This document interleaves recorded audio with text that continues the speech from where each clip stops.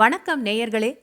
பார்த்தேன், ரசித்தேன், படித்தேனுக்கு உங்களை அன்புடன் வரவேற்பது சுதா ஆழ்வான்.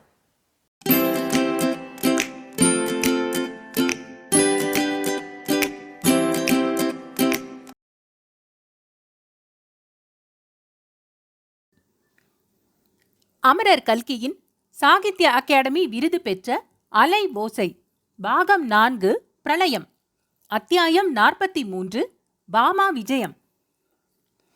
ராஜம்பேட்டை கிராமச்சாலை முன்போலவே இருபுறமும் மரம் அடர்ந்து நிழல் படர்ந்து விளங்கியது.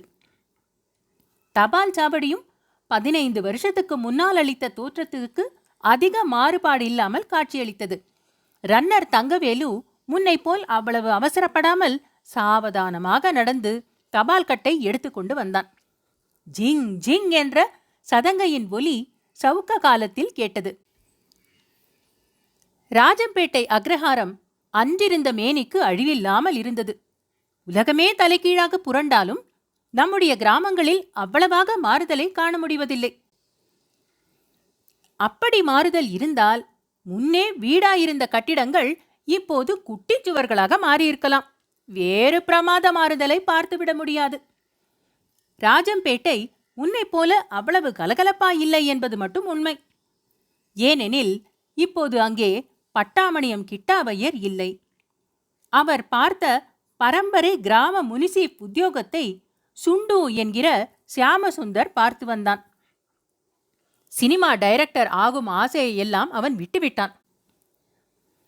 படம் எடுத்தால் சீதாவை கதாநாயகியாக வைத்து எடுக்க வேண்டும். இல்லாவிட்டால் என்ன பிரயோஜனம் என்பது அவன் கருத்து. கொஞ்ச நாள் முன்பு வரையில் கூட அந்த ஆசை அவனுக்கு சிறிது இருந்தது. சீதா இறந்த செய்தி வந்த பின் அடியோடு போய்விட்டது. பின்னர் நிம்மதியாக கிராம முன்சீப் வேலையை பார்த்து வந்தான். ஊரில் கலகலப்பு குறைந்திருந்ததற்கு இன்னொரு காரணம் என்னவோய் சீமாச்சுவையர் ஊரில் இல்லாதது. அவர் இப்போது சிறைச்சாலையில் 2 வருஷங்கள் கடுங்காவல் அனுபவித்துக் கொண்டிருந்தார். கள்ள மார்க்கெட் கேஸில் அசல் முதலாளி தப்பித்துக் கொண்டு சீமாச்சுவையரை மாட்டி வைத்து விட்டான். அதை பற்றி ஊரில் யாரும் அனுதாபப்படவில்லை. நடுவில் பணம் அதிகமாக வந்தபோது சீமாச்சுவையர் யாரையும் லட்சியம் செய்யாமல் அகம்பாவத்துடன் நடந்து கொண்டார். ஆகவே அவர் சிறைப்பட்ட போது கிராமத்தார் என்னவோய் சீமாச்சு உயிரோடு திரும்பி வருவானா என்று கேட்டுக்கொள்வதுடன் திருப்தி அடைந்தார்கள். கிட்டாவையர் வீட்டு கூடத்தில் லலிதா உட்கார்ந்து குழந்தை பட்டுவின் தலையை வாரி பின்னிக் கொண்டிருந்தாள். சரஸ்வதி அம்மாள் ஊஞ்சல் பலகையில் உட்கார்ந்திருந்தாள். குழந்தை பாலசுப்பிரமணியன் ஏதோ வாரப்பத்திரிகையில் வந்திருந்த காந்தி மகான் கதையை எழுத்து கூட்டி இறைந்து படித்துக் கொண்டிருந்தான். தபால் ரன்னர் வரும் ஜிங் ஜிங் சத்தம் கேட்டதும் லலிதாவுக்கு பழைய ஞாபகங்கள் உண்டாகி கண்கள் ஈரமாயின. லலிதா, பட்டுவின் வயதில் நீ தபால் கட்டு வரும் சத்தம் கேட்டதும் எழுந்து தபால் ஆபீஸுக்கு ஓடுவாயே, ஞாபகம் இருக்கிறதா என்று சரஸ்வதி அம்மாள் கேட்டாள். ஞாபகம் இல்லாமல் என்ன, நன்றாய் இருக்கிறது. இப்போது கூட தபால் ஆபீஸுக்கு போய் ஏதாவது கடிதம் வந்திருக்கிறதா என்று பார்த்துவிட்டு வர தோன்றுகிறது என்றாள் லலிதா. நீ அப்படி போனாலும் போவாய், உன் நெஞ்சு தைரியம் யாருக்கு வரும் என்றாள் தாயார். அரை மணி நேரத்துக்கு பிறகு வாசலில் தபால் என்ற சத்தம் கேட்டதும் லலிதா விழுந்தடித்து ஓடினாள். ஒரு கணம் ஒரு வேளை தபால்கார பாலகிருஷ்ணனா இருக்குமோ என்று எண்ணினாள். பார்த்தால் உண்மையிலேயே அந்த பழைய பாலகிருஷ்ணன் தான். நீங்கள் இங்கே வந்திருக்கிறீர்களா அம்மா? ரொம்ப சந்தோஷம். எனக்கும் டவுன் வாழ்க்கை பிடிக்கவில்லை. ஒரு வழியாக இங்கேயே வந்துவிட்டேன் என்றான் பாலகிருஷ்ணன். கொஞ்ச நாளாக உன்னை தேவப்பட்டணத்தில் காணோமே என்று பார்த்தேன். குழந்தைகள் சௌக்கியமா என்றாள் லலிதா. கடவுள் புண்ணியத்திலே சௌக்கியந்தான். ஆனால் என்ன சௌக்கியம் வேண்டி கிடந்தது? அப்பேற்பட்ட காந்தி மகாத்மாவையே சுட்டு கொன்று விட்டார்கள். இனிமேல் யார் சௌக்கியமாய் இருந்தால் என்ன, இல்லாவிட்டால் என்ன என்றான் பாலகிருஷ்ணன். பிறகு இந்தாருங்கள் தபால் என்று ஒரு கடிதத்தை லலிதாவிடம் கொடுத்துவிட்டு போனான். லலிதா கடிதத்தை பிரித்து பார்த்தாள். அவளுடைய கணவனிடம் இருந்து வந்திருந்தது. அதில் அவர் குழந்தைகளின் க்ஷேம லாபங்களை விசாரித்த பிறகு எழுதியிருந்ததாவது: ஒரு அதிசயமான சமாச்சாரம் சொல்லப் போகிறேன். ஆச்சரியப்பட்டு மூர்ச்சையாக விழுந்து விடாதே. உன் தமையன் சூர்யா வந்திருக்கிறான். அவனுடைய மனைவியையும் அழைத்து கொண்டு வந்திருக்கிறான். அவனுடைய மனைவியை பார்த்ததும் உனக்கு ஒருவேளை ஏமாற்றம் உண்டாகலாம். விஷயம் என்னவென்று கடிதத்தில் எழுத விரும்பவில்லை. நேரிலேயே பார்த்து தெரிந்து கொள். 3 பேரும் நாளை ரயிலில் புறப்பட்டு அங்கே வருகிறோம். இதை படித்ததும் லலிதா மிக்க கலக்கமடைந்தாள். அவள் முக்கியமாக ராஜம்பேட்டைக்கு வந்தது தன் தாயாரிடம் சூர்யாவின் கல்யாணத்தை பற்றி சொல்வதற்காகத்தான். ஆனால் இன்று வரை அவளுக்கு தைரியம் வரவில்லை. இனிமேல் தள்ளிப்போட முடியாது. அவர்கள் நாளைக்கு வந்து விடுவார்களே. சரஸ்வதி அம்மாளிடம் லலிதா மாப்பிள்ளையிடமிருந்து கடிதம் வந்தது பற்றி முதலில் சொன்னாள். சூர்யாவையும் அவர் அழைத்து வருவது பற்றி பிறகு சொன்னாள். சூர்யா கல்யாணம் செய்து கொண்டு மனைவியையும் தன்னுடன் அழைத்து வருவதை பற்றி கடைசியாக கூறினாள். சரஸ்வதி அம்மாள் வியப்படைந்தாள், மகிழ்ச்சி அடைந்தாள். பிறகு திடுக்கிட்டு போனாள். கல்யாணமா? அது என்ன? நம்ம ஒருவருக்கும் சொல்லாமலா? இப்படியும் உண்டோ? பெண் யாரோ என்னமோ தெரியவில்லையே என்று புலம்பி அங்கலாய்த்தாள். அது என்னமோ போ அம்மா, நானும் முன்னாலேயே கேள்விப்பட்டேன். உண்மையா இராது என்று நினைத்தேன். இப்போது வந்திருக்கும் கடிதத்தை பார்த்தால் உண்மை என்றே தோன்றுகிறது என்றாள். என்னடி உண்மை? நீ என்ன கேள்விப்பட்டாய் என்றாள். சூர்யா கல்யாணம் செய்து கொண்டிருக்கும் பெண்ணுக்கு ஏதோ அங்கஹீனம் என்று கேள்வி. சிலர் ஒரு கண் இல்லை என்கிறார்கள், சிலர் ஒரு கையில்லை என்கிறார்கள். சூர்யாவின் காரியமே இப்படித்தான். என்னமோ போம்மா, ரொம்ப விசாரமா இருக்கிறது. இது என்னடி அநியாயம்? இப்படியும் ஒரு பிள்ளை செய்வானா? அது நிஜமா இருக்குமாடி? நிஜமா இருந்தா 4 பேர் முகத்தில எப்படி விழிப்பேன் என்று சரஸ்வதி அம்மாள் புலம்பினாள்.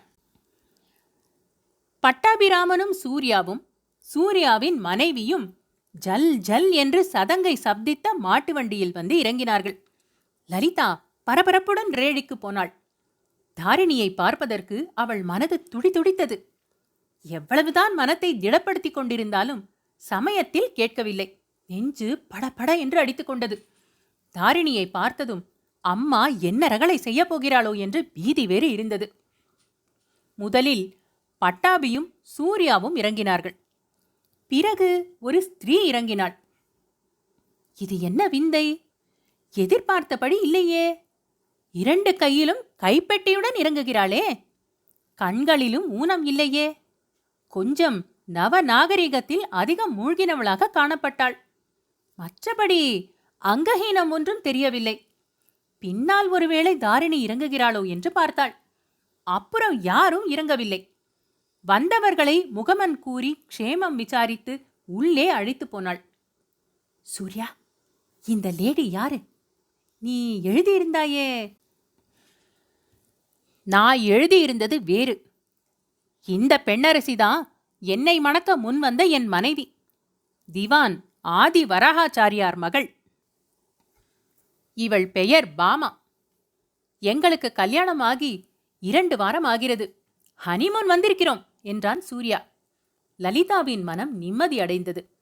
லலிதாவின் தாயாரும் தன் மாட்டுப்பெண் பார்ப்பதற்கு ஒரு மாதிரி பரட்டைத்தலை பிசாசு மாதிரி இருந்தாலும் லலிதா சொன்னது போல அங்கஹீனமாயில்லை என்பது குறித்து மனத்திற்குள்ளே திருப்தி அடைந்தாள்.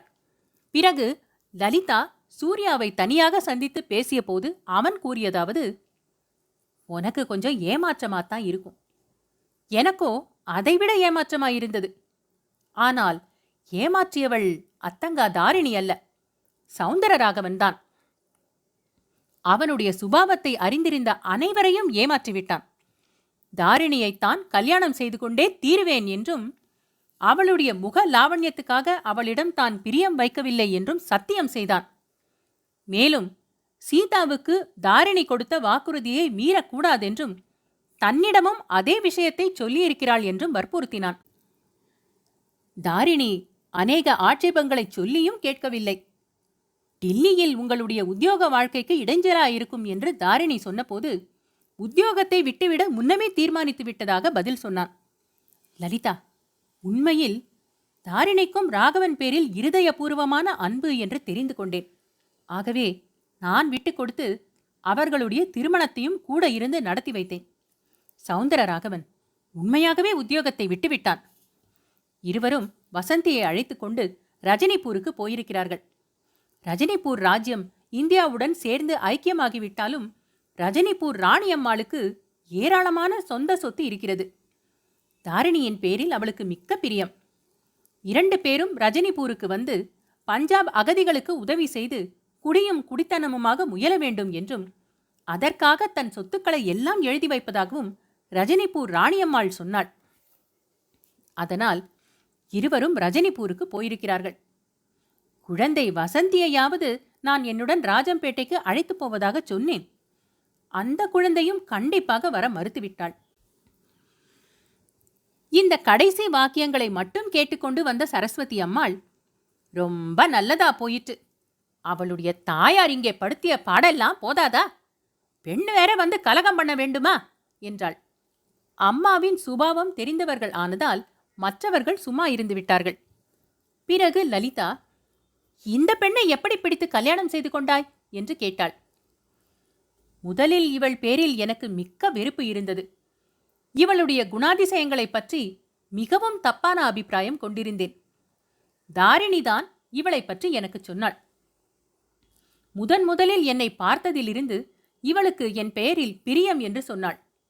அது மட்டுமல்ல, 1942 இயக்கத்தின் போது இவள் சர்க்கார் உத்தியோக கோஷ்டியுடனே வெளிப்படையாக பழகிக்கொண்டே உள்ளுக்குள் இயக்கத்துக்கு மிக்க உதவி செய்தாளாம்.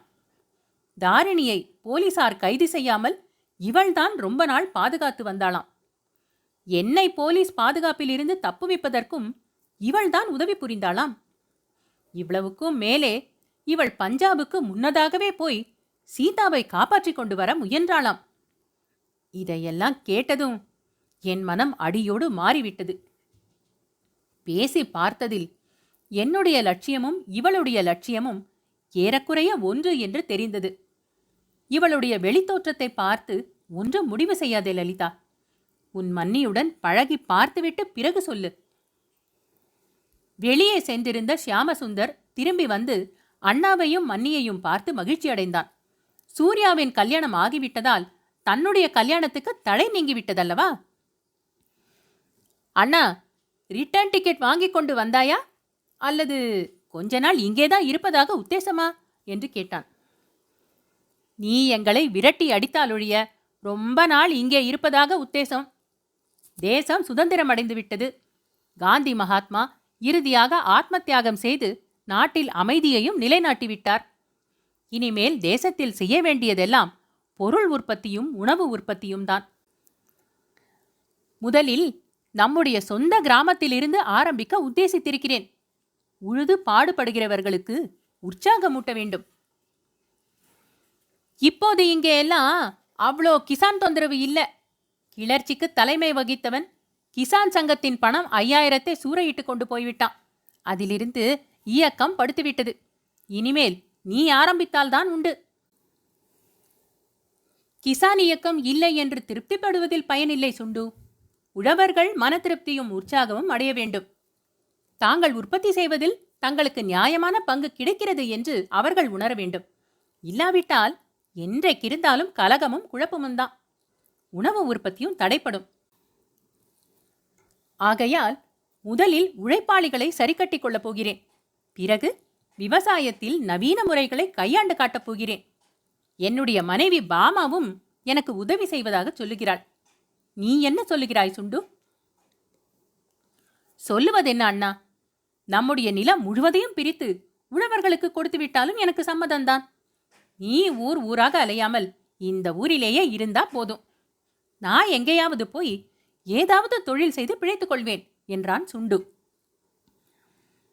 அப்படி நிலத்தை பிரித்து கொடுக்க வேண்டிய காலமும் வரும். அதற்கும் நாம் தயாராகத்தான் இருக்க வேண்டும். வேறு வேறு தொழில்கள் செய்து பிழைக்க இப்போதிருந்தே நாம் எல்லோரும் கற்றுக்கொள்ள வேண்டும் என்றான் சூர்யா. சுண்டு சினிமா டைரக்ஷன் வேலை இருக்கவே இருக்கிறது என்று மனத்திற்குள் எண்ணிக்கொண்டான். அவர்களுடைய தாயார் சரஸ்வதி அம்மாள் அங்கு வந்து, நான் கண்மூடும் வரையில் பொறுத்திருங்கள், அப்புறம் எது வேணுமானாலும் செய்யுங்கள் என்றாள். நாங்கள் காத்திருக்கலாம் அம்மா. ஆனா பூகம்பமும் புயலும் எரிமலையும் பிரளயமும் காத்திருக்குமா என்றான் சூர்யா.